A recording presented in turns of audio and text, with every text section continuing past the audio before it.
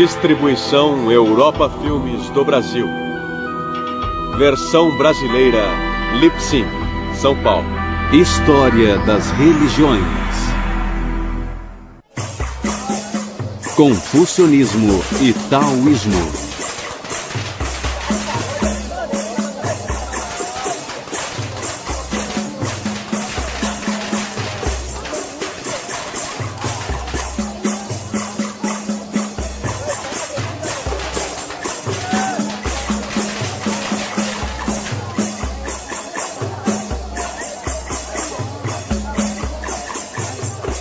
Do segundo século a.C. até meados do século XX da era cristã, o confucionismo viria a ser a influência mais marcante na vida dos chineses.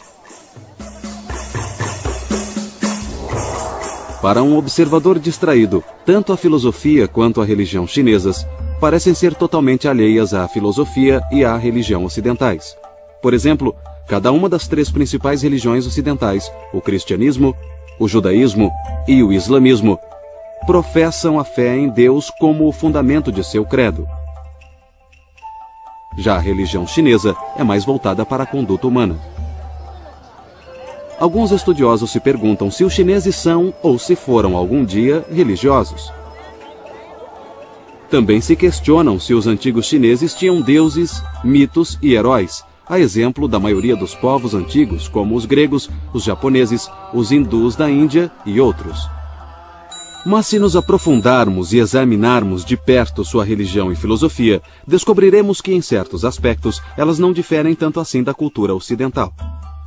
Por exemplo, tanto a tradição chinesa quanto a ocidental enfatizam o valor da razão, o papel da moral nas relações sociais e a crença em que a alma do indivíduo está ligada ao transcendente. Para começar, devemos retroceder mais de 2 milênios, quando houve um intenso despertar em todo o mundo. Esse período de quase 6 séculos, de 800 a.C. a 200 a.C., produziu os filósofos clássicos gregos e indianos, os profetas hebreus e o grande mestre chinês Confúcio.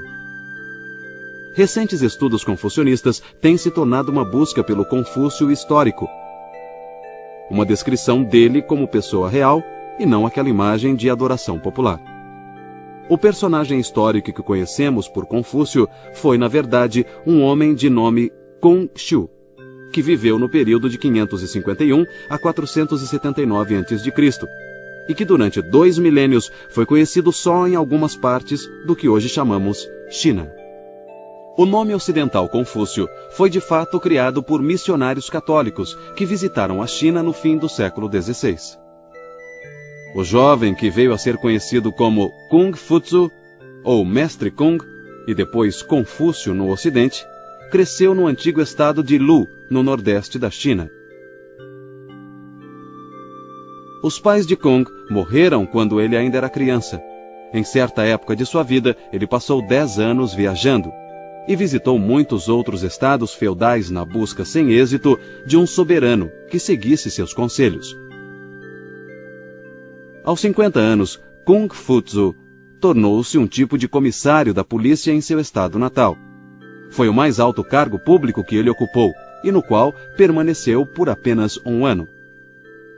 Na velhice, Kung se dedicou mais a ensinar seus discípulos, embora também se ocupasse de música, poesia e conversasse eventualmente com governantes e ministros.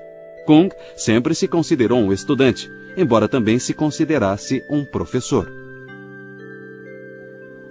Ele afirmava que a ninguém devia ser negada educação, fosse por origens humildes ou parcos recursos financeiros. Embora Kung se visse mais como transmissor que como criador, ele tinha muita certeza de ter uma missão.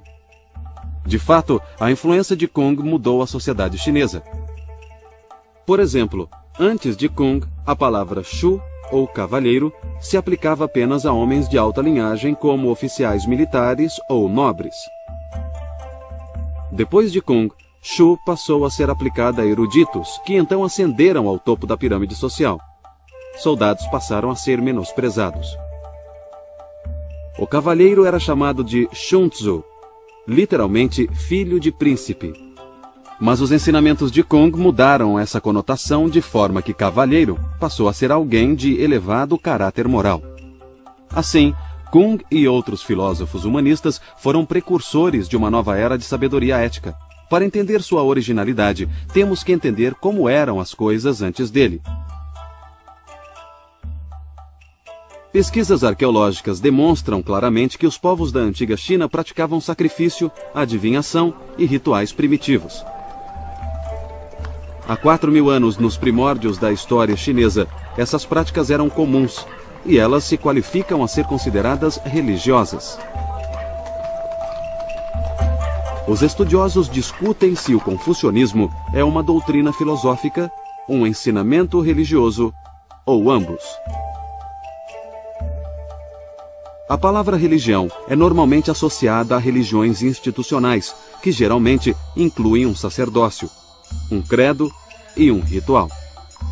Mas o confucionismo não é associado a nenhum sacerdócio, não ensina que um deus ou deuses devam ser venerados e não contempla a possibilidade de vida após a morte.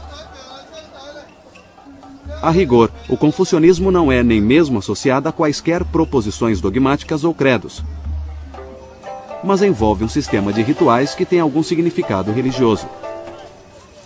É por isso que o confucionismo também pode ser chamado, em termos gerais, de religião. É uma filosofia moral, como o são todas as religiões. É um sistema que explica o funcionamento do universo e como o poder e a casualidade são vivenciados pelos seres humanos. No confucionismo, a percepção de poder é algo que se realiza mais internamente e não que se realiza externamente em algumas forças poderosas que precisam ser controladas, precisam ser rogadas, precisam ser uma fonte de felicidade ou de cura. Muitos dos sentimentos que as pessoas têm, como temor e respeito, se satisfazem, na maioria das religiões, através da relação com a divindade. No confucionismo, essas experiências emocionais se realizam nas relações humanas. A principal obra sobre Confúcio, intitulada Os Analectos, oferece uma análise mais profunda da própria autoconsciência de Kung. Demonstra seu apreço por rituais e pela virtude e sobriedade decorrentes deles. A personalidade de Kung tinha claramente uma faceta religiosa, com um profundo respeito pela vontade divina. Os Analectos são um registro das conversas de Kung com discípulos e também a melhor fonte para aprender seus ensinamentos. Mas o confucionismo, como escola filosófica, considera como seus textos especiais uma coleção de livros que inclui desde entretenimento até jornalismo. Esses livros são conhecidos como os clássicos. Na época de Kung, havia 6 clássicos. O primeiro clássico era o Livro das Mutações, também conhecido como I Ching, e era um estudo da interação entre as duas forças cósmicas, Yin e Yang. Essas duas forças não representam meramente opostos. São também parceiras em processos criativos.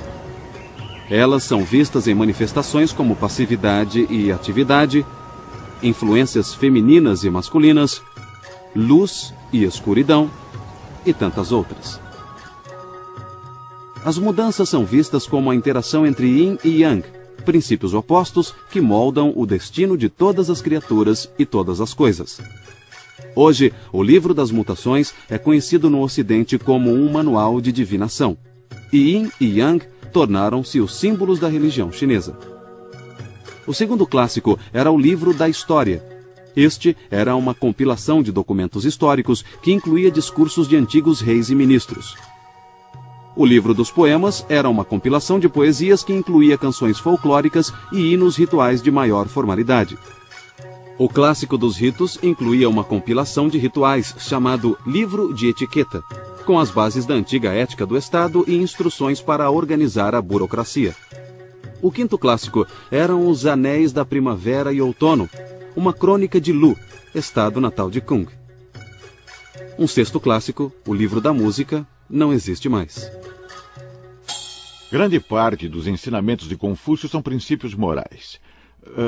Um princípio comum ao confucionismo e à tradição ocidental, por exemplo, é que o confucionismo afirma: não faça aos outros o que você não quer que façam a você, enquanto que na tradição ocidental isso é dito de forma afirmativa: faça aos outros. Então, o que há de comum entre todas as religiões são os princípios morais, e eles são, eu diria, a coluna dorsal dos tratados do confucionismo.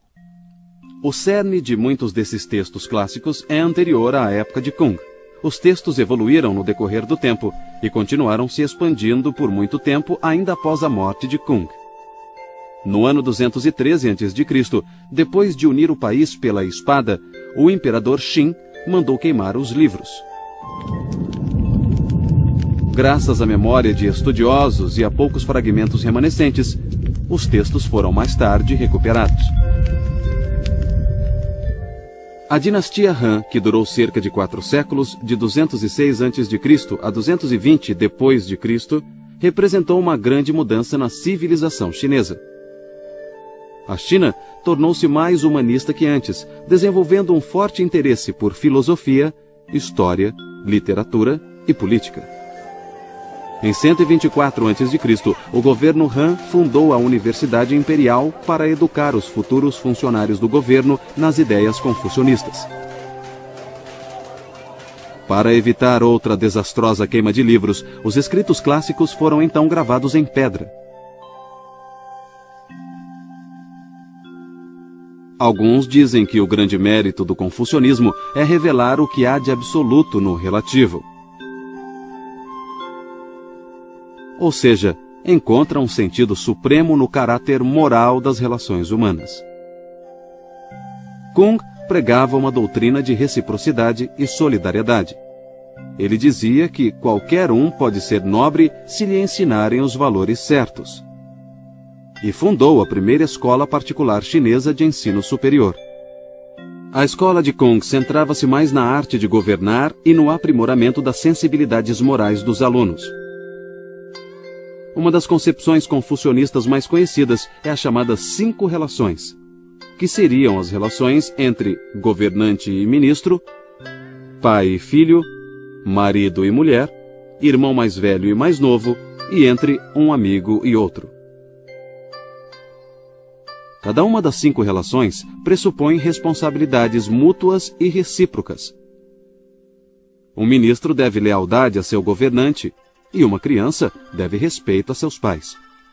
Mas o governante deve, em troca, cuidar de seus súditos, assim como os pais devem cuidar de seus filhos. A doutrina central de Kung é a virtude do Zhen, que são o afeto e o amor existentes nas relações humanas. Para a família, eles reservaram um tipo especial de amor, porque as raízes do Zhen são a devoção filial e o respeito fraterno.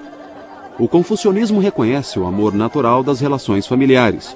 Também reconhece os sentimentos naturais suscitados pela necessidade do próximo, quem quer que ele seja.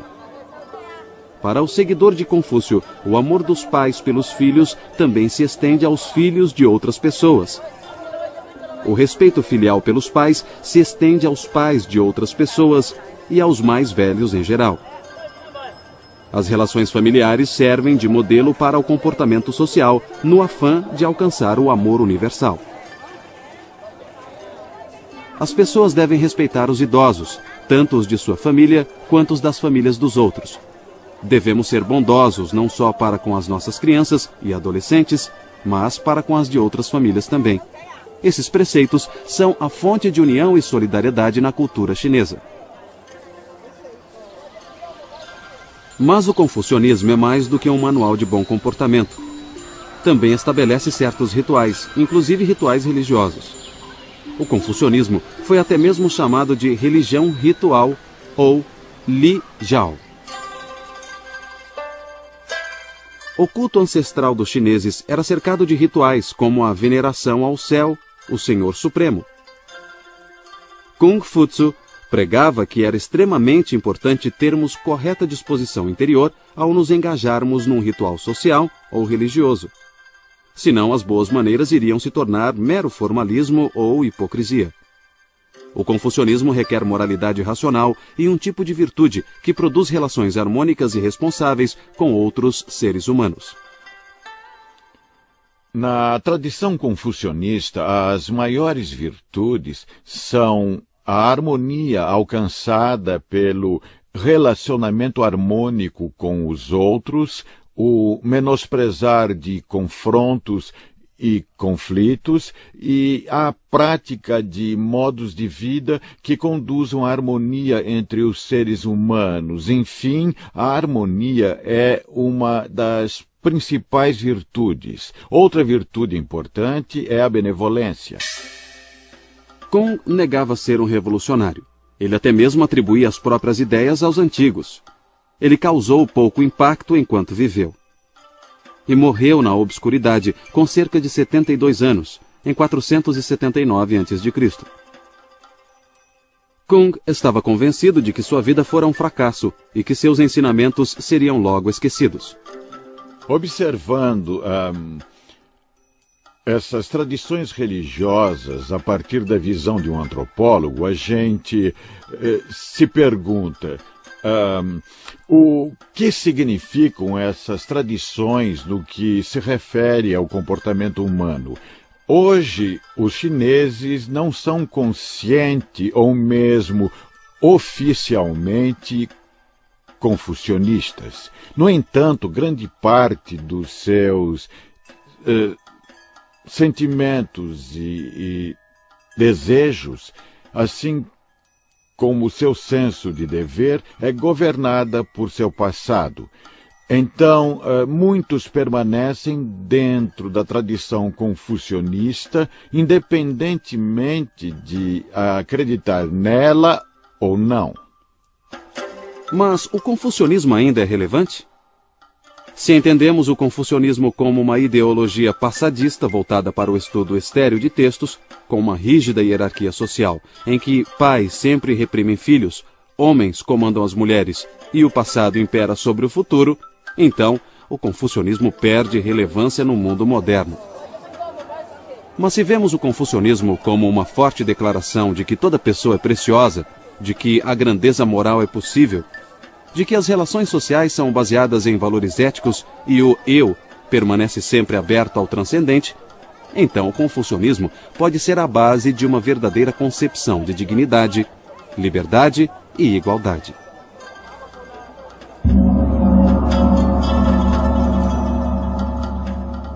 Se quisermos entender os chineses e outras culturas do Extremo Oriente, então precisamos entender o confucionismo e o taoísmo. Pode-se dizer que a filosofia chinesa é, em geral, baseada em duas faces da existência. A face mais ativa, ou Yang, e a mais contemplativa, ou Yin. A força ativa Yang é associada tanto à moral quanto à filosofia social do confucionismo. É tida como uma força masculina e tem predominado nos períodos de unidade política e ordem social. A força contemplativa Yin tem sido mais associada ao taoísmo. Essa face passiva das coisas pode ser vista no naturalismo e no quietismo. A força Yin é vista como feminina. Mas as forças Yin e Yang não são mutuamente excludentes, e o taoísmo é frequentemente representado por um círculo, onde dois desenhos em preto e branco se entrelaçam.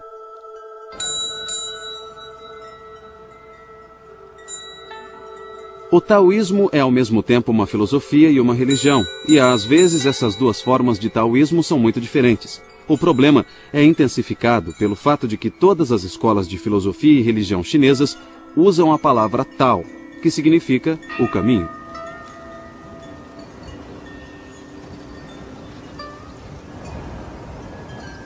A maioria dos filósofos taoístas tem a genuína aspiração religiosa de transcender as limitações desta vida.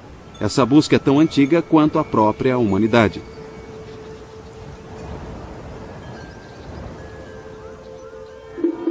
Os filósofos taoístas também se isolaram do mundo mas não tanto para escapar ao que há de ruim na vida terrena. Eles se afastaram em protesto contra a opressão exercida pelas instituições políticas e sociais do homem. Houve ocasiões em que alquimistas taoístas ganharam favores políticos. Em outros casos, mestres taoístas enfrentaram batalhas políticas tanto contra confucionistas quanto budistas. Mas a maioria tem preferido se manter anônima e reclusa e tem mantido sua crença envolta em mistério. Durante boa parte de sua história, o taoísmo tem sido praticado sob um manto de segredo. A princípio, uma filosofia de reclusos tornou-se uma religião, cujos seguidores têm geralmente buscado o anonimato. Muitos ensinamentos taoístas são formulados através de enigmas, e os seguidores desse círculo esotérico geralmente só revelam seus segredos aos iniciados. Esse manto de segredo só foi retirado recentemente.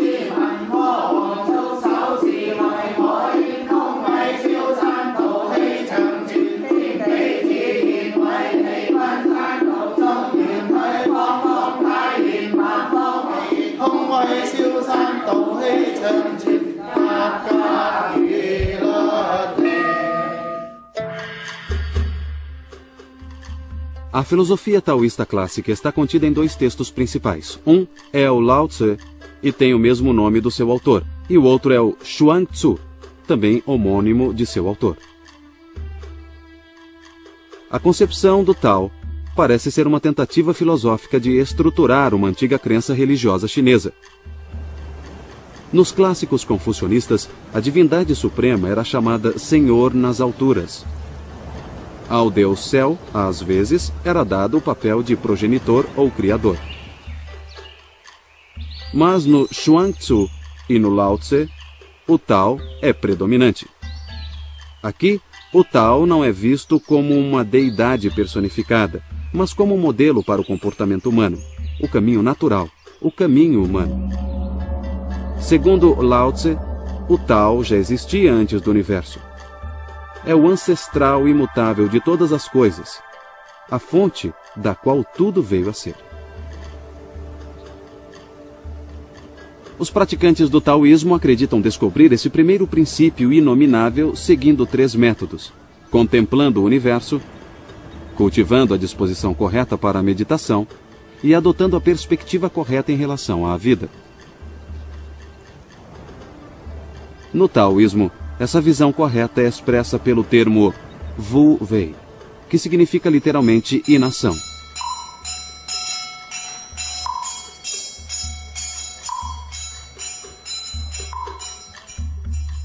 Wu Wei não deve ser entendido como ausência literal de ação, mas como agir sem artificialismo, sem exageros e sem apego à ação em si mesma. A parte prática do Lao Tse, então, é viver de acordo com o caminho. Um caminho de naturalidade, simplicidade e até mesmo fraqueza. Entretanto, a doutrina da inação ensina a sobrevivência. Nos ensina a manter a própria integridade em tempos de desordem. Esta talvez seja a lição prática mais importante da filosofia taoísta, e foi de grande importância na evolução da religião taoísta. O Lao Tse sugere certo grau de ascetismo, que é de se afastar do mundo, de seus prazeres e mesmo de seus valores mais prezados.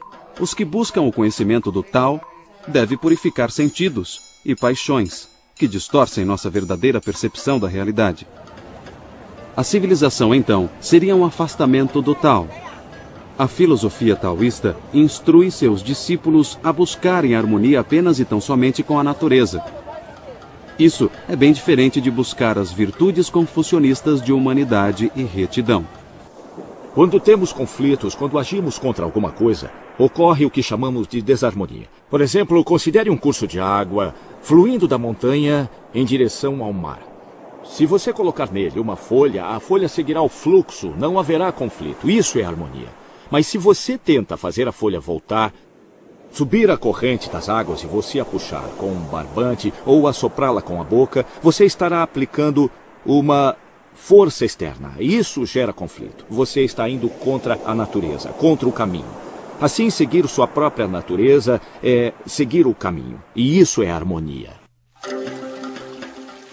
Para alguns observadores, os ensinamentos políticos do Lao Tse invocam uma volta à natureza tipicamente romântica, mas já se disse que esses mesmos ensinamentos apoiavam autoridades políticas despóticas.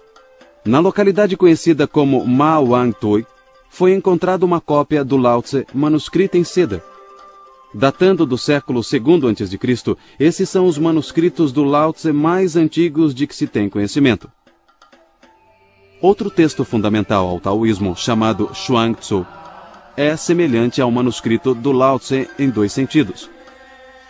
Primeiro, ele diz que o Tao é o princípio central que governa o universo. Segundo, mostra uma total e constante aversão à política. O Xuang Tzu parece uma compilação de ensaios em que há abundância de parábolas, alegorias, paradoxos e imagens fantasiosas. O manuscrito do Xuang Tzu faz uma ardente defesa da liberdade espiritual. Não tanto liberdade em relação a convenções sociais e restrições, mas em relação a limitações mentais.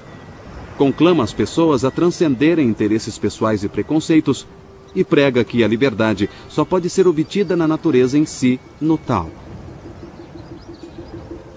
O objetivo central do Xuang Tzu é encontrar a felicidade absoluta. Seu autor acredita que, para tanto, precisamos transcender nosso eu para alcançar a perfeita união com o Tao. Essa unificação implica um nível de conhecimento superior, um tipo de sabedoria que está além de todas as distinções entre as coisas, inclusive a vida e morte. Tal discernimento pode ser chamado de conhecimento místico, porque não pode ser obtido pelos meios costumeiros. Paradoxalmente, vem apenas quando esquecemos o conhecimento de tudo, sobretudo o conhecimento do eu. O Xuang Tzu advoga o sentar e esquecer, ou Zhuowang. Também menciona um jejum mental em que o adepto esvazia os sentidos e a mente. Se estudarmos toda a ciência atual, jamais seremos capazes de superar o mundo material e sempre temos alguns enigmas a decifrar e depois mais enigmas a decifrar. Portanto, mesmo se estudarmos a ciência durante milhares de anos, ainda não entenderemos o universo. Mas se você visualizar todo o cosmo a partir da antiga sabedoria da China ou da Índia, você saberá o que se passa, verá que tudo é vazio. É o Tao. É o Tao, é a suprema consciência. A religião taoísta, de certa forma, vem de quando se praticava divinação e leitura de oráculo com ossos. Os sacerdotes taoístas são herdeiros de uma sociedade em que adivinhos e xamãs eram reverenciados por sua habilidade de se comunicar com o mundo espiritual. O mundo do Senhor nas alturas e outros deuses e espíritos. Acreditava-se que os antigos xamãs eram capazes de trazer chuva à terra seca e curar os doentes. A fraqueza humana e as doenças eram associadas ao pecado, ou seja, as coisas que ofendem tanto a consciência quanto a divindade. Os religiosos taoístas também associavam a cura à confissão desses pecados e à busca do perdão e do auxílio dos poderes superiores. Ainda assim, os taoístas sempre deram muita atenção à fisiologia e à farmacologia. E isso trouxe muitas contribuições à medicina chinesa.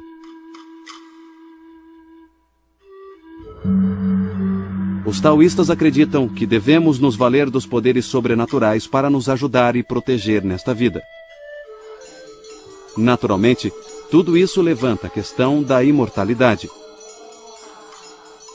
Ao longo da história, certas pessoas buscaram a imortalidade terrena na forma humana, mas a experiência universal da morte sugere que tal busca é ingênua.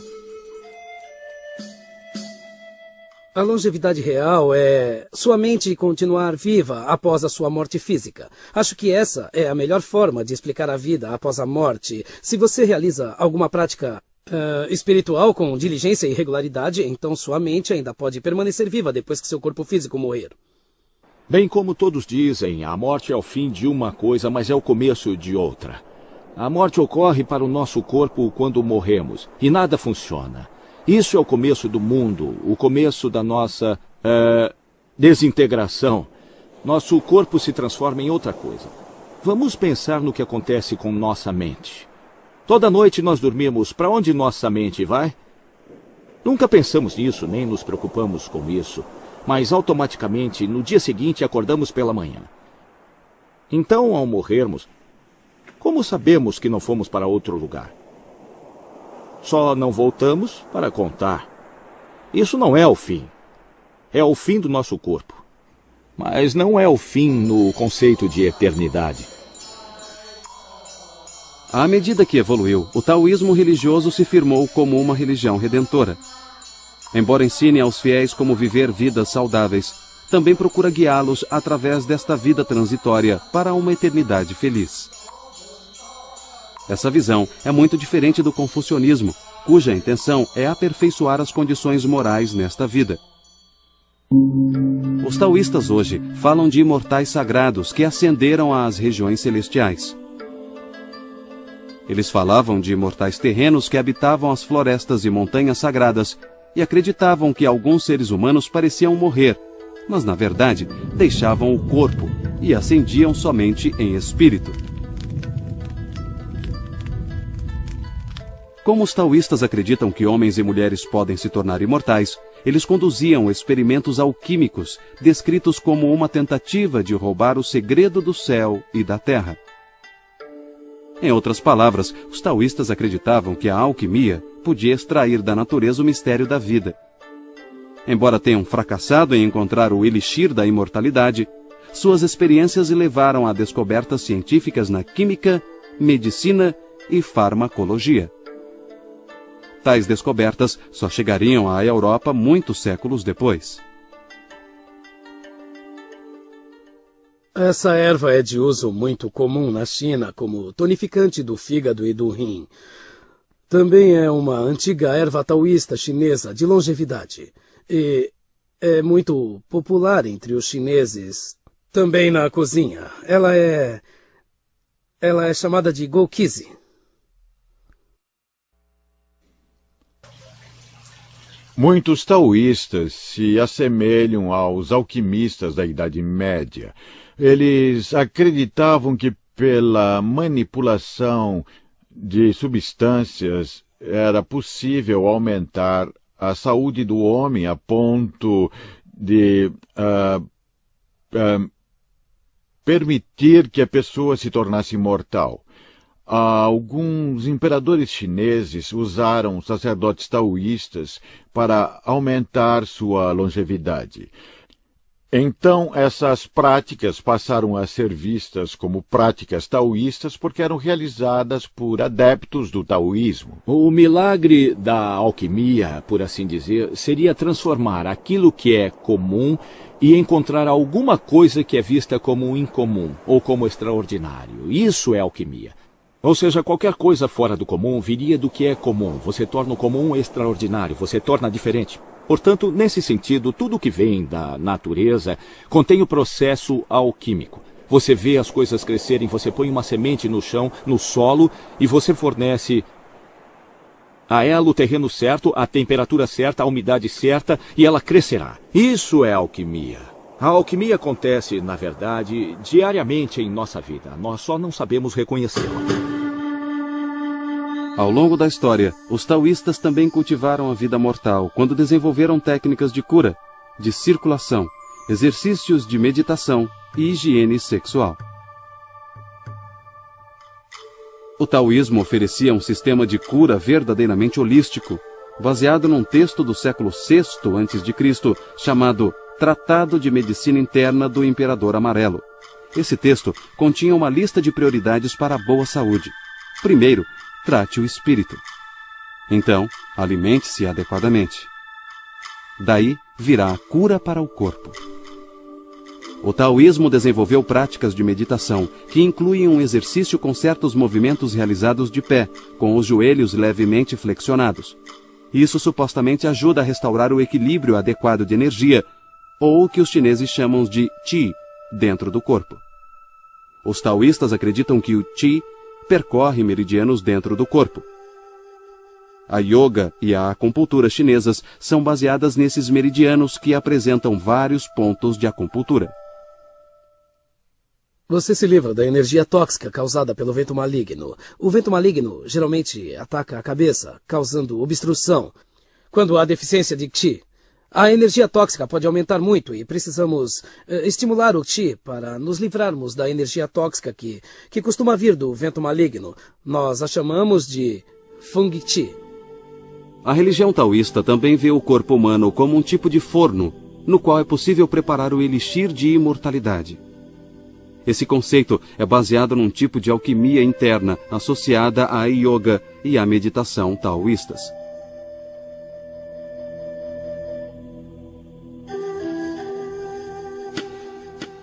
Segundo a teoria que fundamenta esses métodos, o corpo humano é dividido em 3 áreas chamadas campos sinabrinos: cabeça, tórax e abdômen.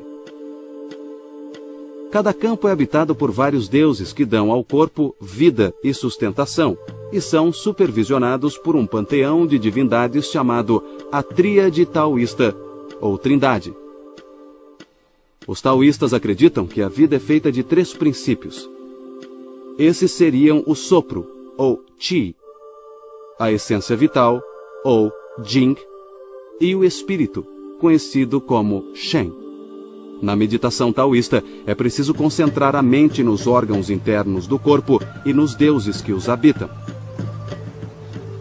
Esses deuses são vistos como emanações diretas da energia primordial no organismo humano. Os praticantes avançados de yoga atingem algo chamado respiração embriônica, imitando conscientemente um feto no útero materno.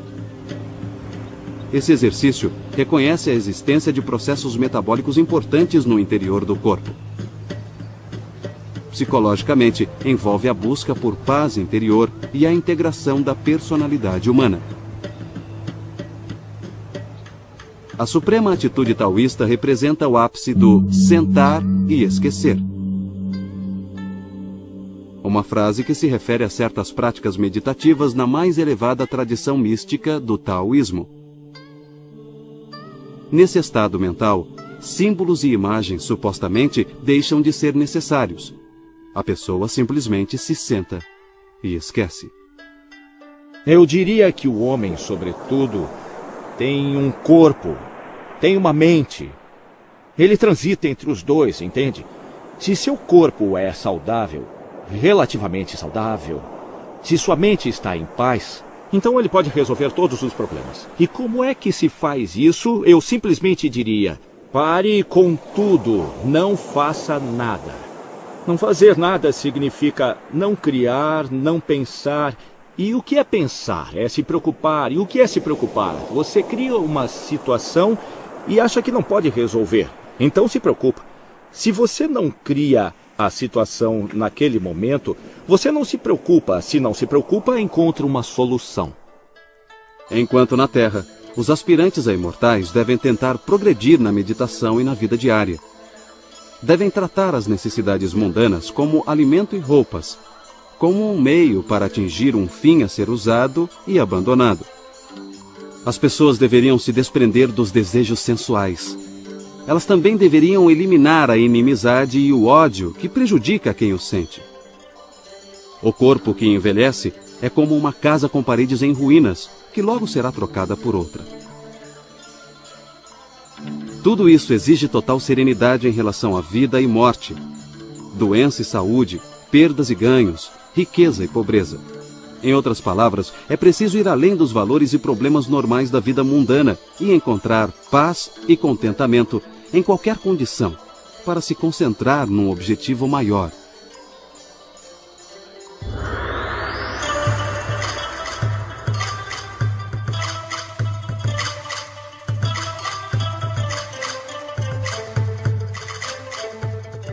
Alguns estudiosos dizem que a filosofia e a religião taoístas exaltam as características femininas mais do que o confucionismo.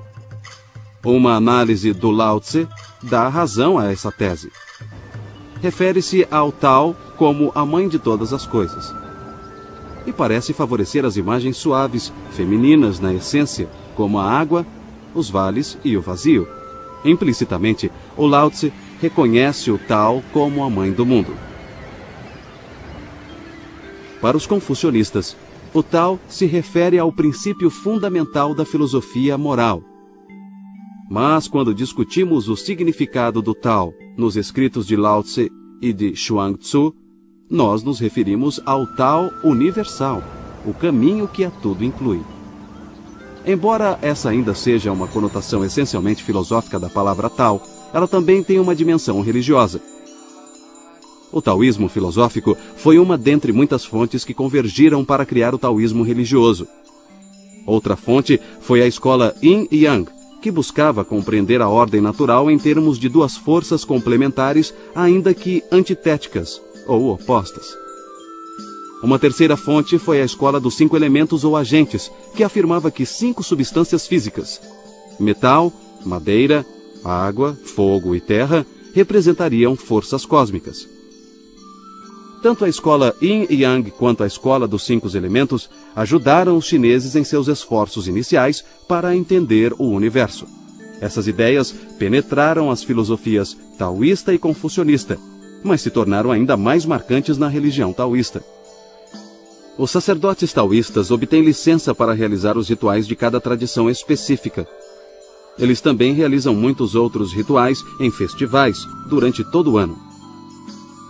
Os rituais mais conhecidos são aqueles voltados ao Ano Novo Lunar, celebrados com dragões dançarinos e fogos para afugentar demônios.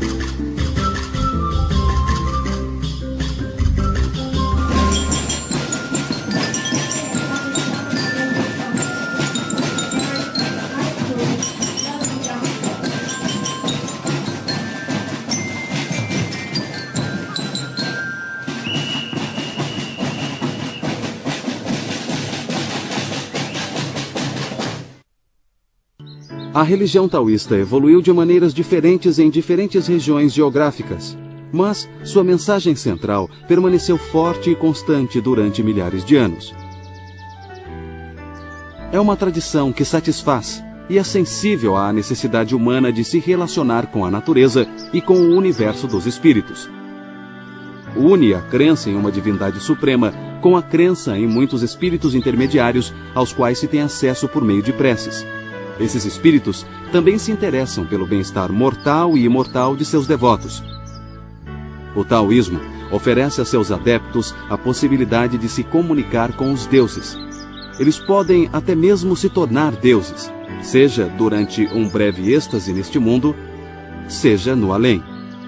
O taoísmo defende a experiência mística e encoraja uma vida de retidão moral. Oferece consolo no sofrimento e esperança de realização ao considerar e tentar melhorar as condições deste mundo. Por tudo isso, o taoísmo continua a satisfazer gerações de seguidores. E tem tudo para continuar assim por muitas gerações que estão por vir.